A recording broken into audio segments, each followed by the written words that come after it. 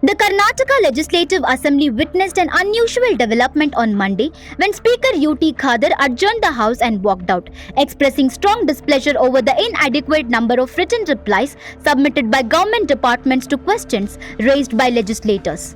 The move, described by several MLAs as unprecedented, came after Home Minister G. Parameshwara tabled only 84 written responses to 230 unstarred questions. The issue had been flagged earlier by the Speaker, who had repeatedly cautioned the government over delays in responding to legislators' queries. On Friday, the Speaker had warned the administration. He said that his gentleness should not be mistaken for weakness, and directing departments to ensure timely replies over the past week.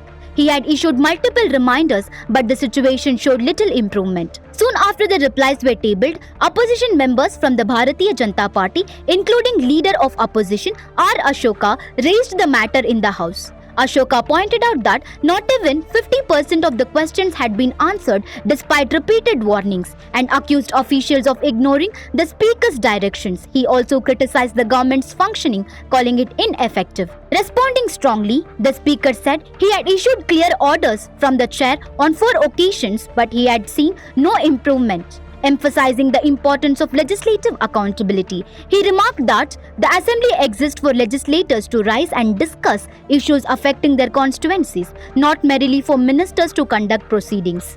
He explained that while only 15 starred questions are taken up for oral answers each day, the remaining unstarred questions are meant to receive written replies. Questioning the purpose of the session if such queries go unanswered, he asked, if those questions go unanswered, why should MLAs come to this House?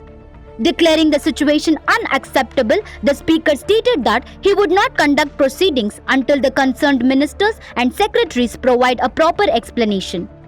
Following the adjournment, the Speaker said a meeting involving the Chief Minister, the Leader of Opposition, a senior minister, the Chief Secretary and the top officials was convened.